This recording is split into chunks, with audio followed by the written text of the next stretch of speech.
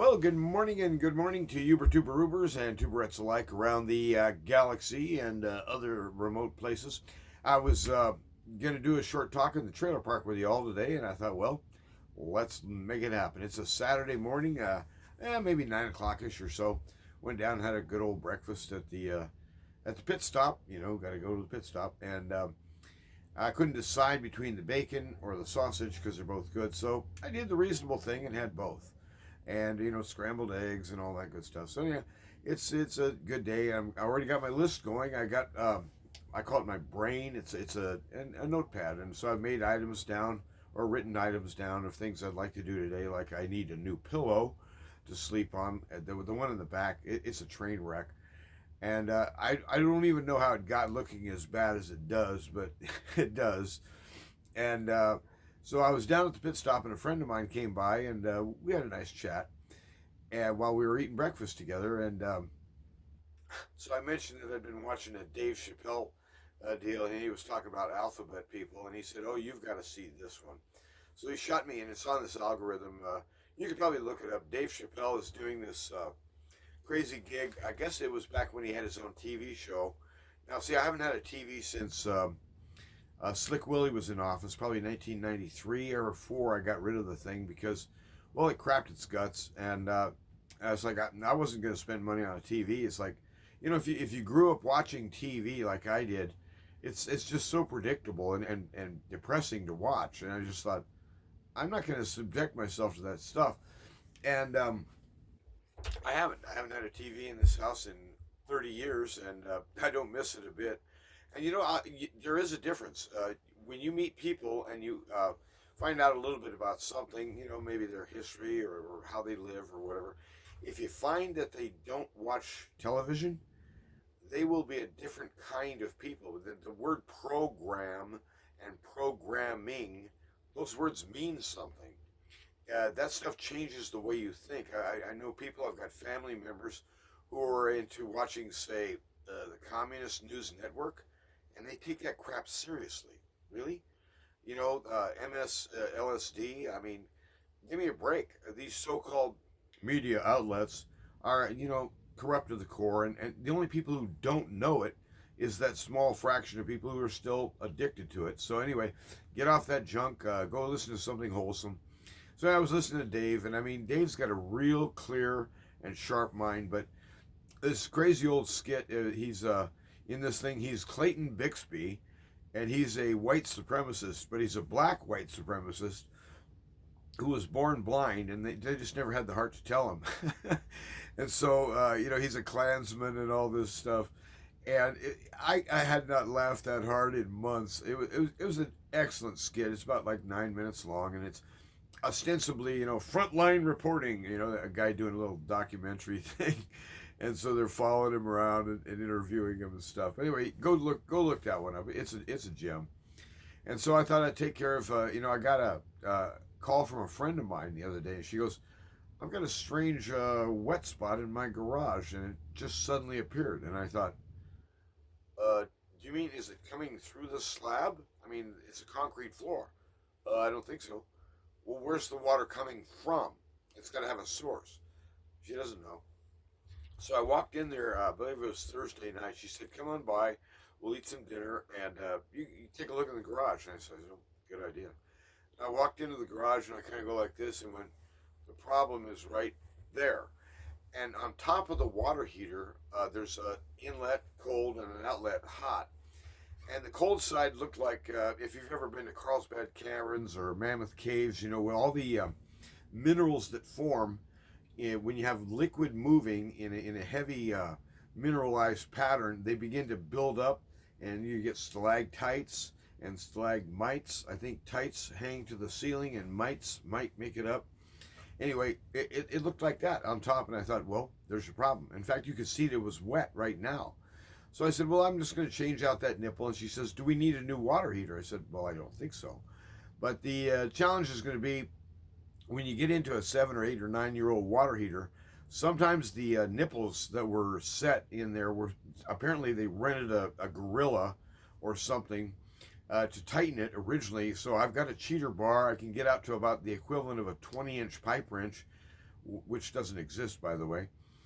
And I thought, well, we'll see if we can make her go.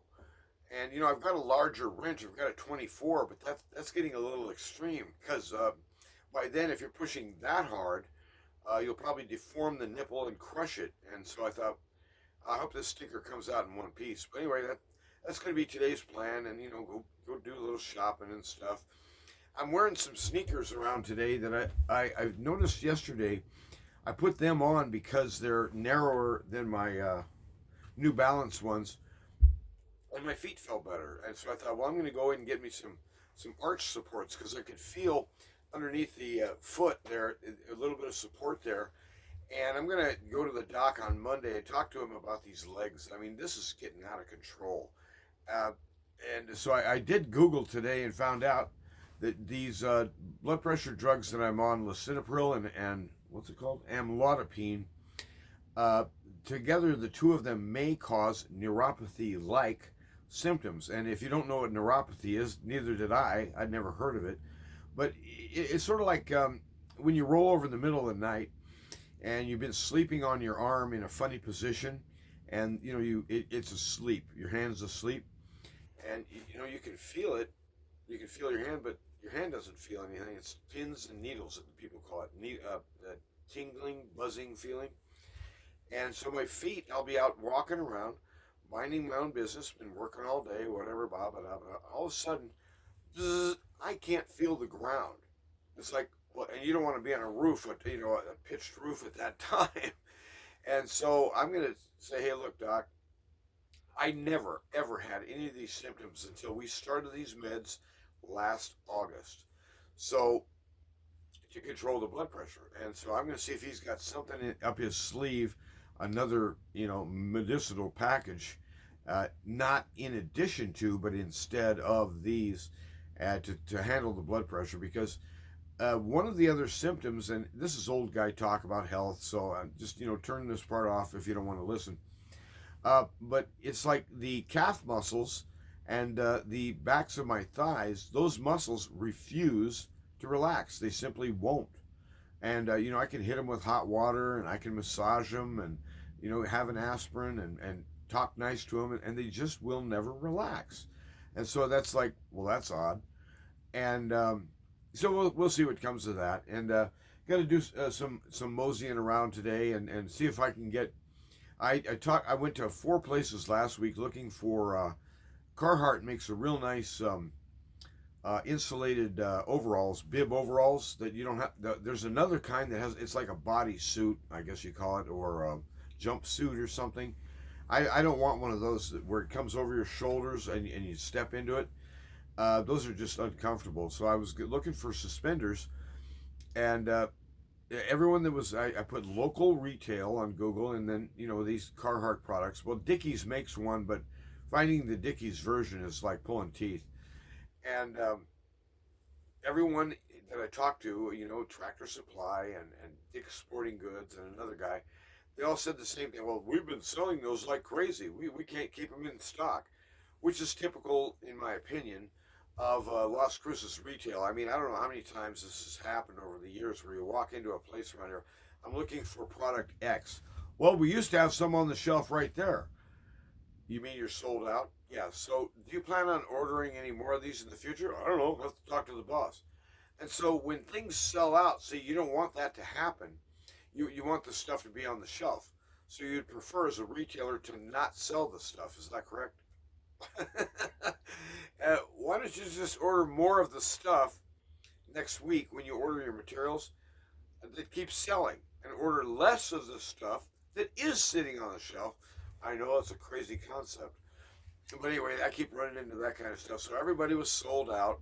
Why? Because it's cold. People are trying to warm up out there. And so anyhow, I've been rooting around trying to find some of those. And last week I couldn't, so I settled on a pair of these bib overall. They're ski pants, insulated ski pants. And so I've been wearing those at night, trying to stay warm in here. This brand new little mini split that Glenn put in for me last week, it's working. And I'll set the temp up at about 80 on the stat. And of course it can't keep up because this little trailer is about as well insulated as, say, a sieve. And so I tell people, well, the cooler works great in January, and if you want that heater, come back on July the 6th. I mean, it'll be nice and warm in there. And so, um, in other words, the amount of heat that it produces, it dissipates really quick. And so it's constantly running, trying to stay put. And that's one of the reasons I didn't bother to ever fix the furnace, because I thought, why bother? I mean, you may as well try to heat a sieve. But anyway, I live in a sieve, and it's an old one too. So anyhow, there you have it. And I just thought I'd kind of drop in and visit a little bit. I've been kind of excited by some of the things that the Trumpster is announcing from the national, I guess you'd call it, pulpit. He's come out and said that here's a weird idea. There's only two genders, male and female. That's all there is. The other 74 imaginary ones, the federal government is cutting off all connections with that. Now, if you want to maintain that BS and malarkey in your head, feel free. It's a free country. You can think any kind of lunatic nonsense you want, but the government will not back it and will not promote it, because Tucker Carlson was talking about this months ago. I believe he was over in, I think it was Hungary. It might have been also Romania. Anyway, it was Eastern Europe. And the U.S., what they were doing, the State Department was coming in and saying, well, we'd be glad to help you guys out with a little bit of, financial backing and, to help you with your programs if you'll back this alphabet people junk. You got your G, you got your B, you got your T, you got your Q, you got your R. I mean, I don't know how many letters are involved. And Dave Chappelle was saying, well, this crowd has about half the alphabet.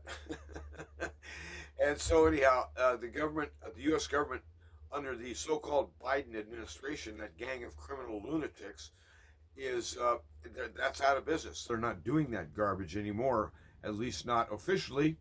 And more good news: 1,500 U.S. Army troops showed up down in EP not long ago, 2 days ago, to help the Border Patrol and ICE maintain the border. Because what's going on down there, and there's videos of this, people rushing across the border so fast, it's like a mob scene.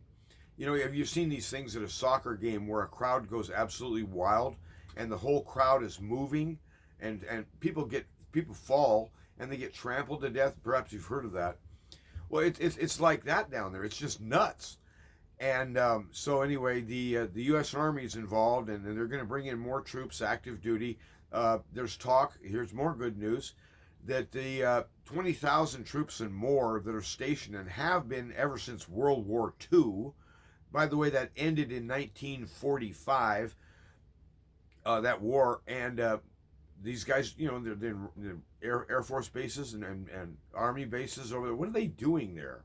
There's talk about bringing those boys and girls home and putting them to work on the border. And now the northern border is turning out to be way porous as well. But, one of the things I've never really understood about this whole border thing is, why bother? I mean, why not just fly into LAX or fly into Atlanta or fly into Denver and walk away, and just disappear in the crowd? And so a lot of people do that if they have the money, I guess. So anyway, this insanity of the destruction of the borders of the United States, it sounds like that's coming to an end. So there's some good things. But on the other hand, on the flip side, I don't really know that DJT and his crowd actually understand anything having to do with Russia.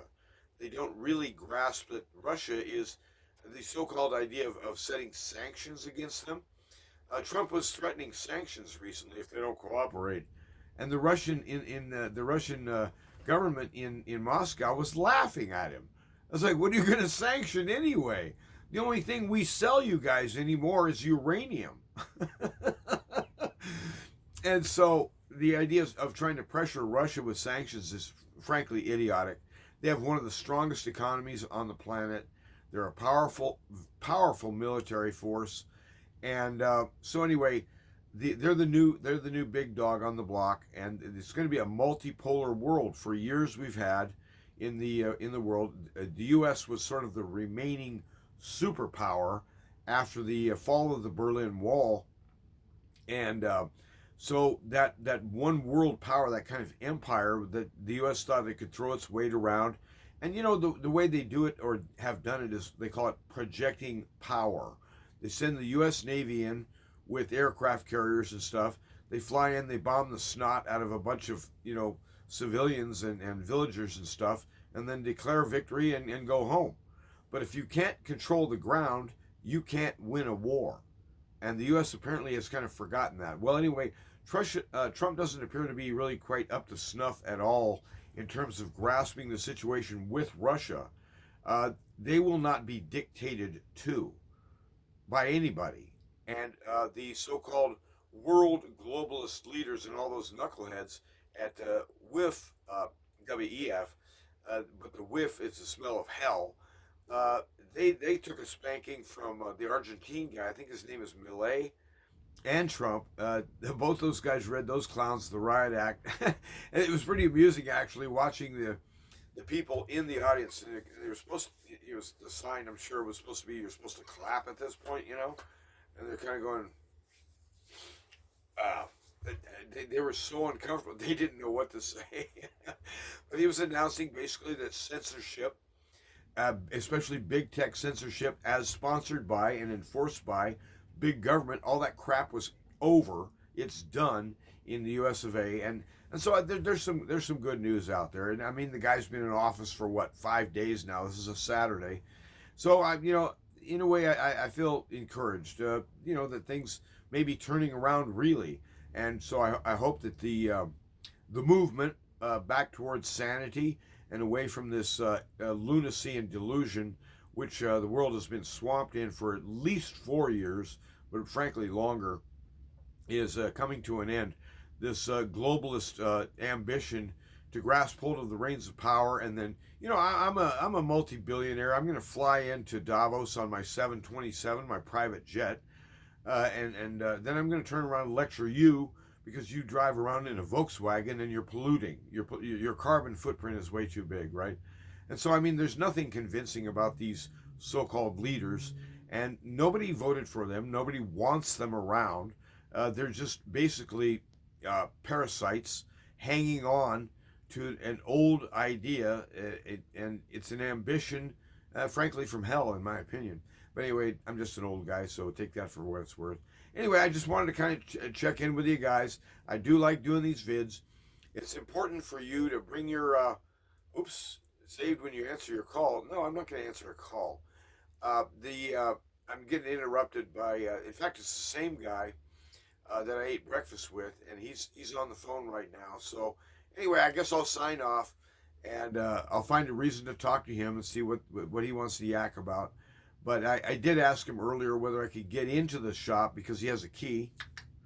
And I may need a much larger wrench because, like I said, those old nipples on the top of a tank, I've gotten it before where you have like a 3-foot pipe wrench. It was an 18-inch wrench with a 2-foot cheater bar, the equivalent of a 3-foot wrench.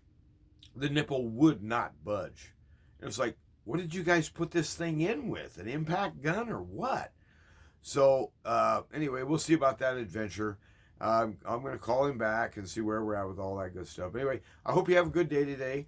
Go out there and try to stay warm and keep your feet from falling asleep, will you? And stay off them roofs. Have a good day. Bye-bye.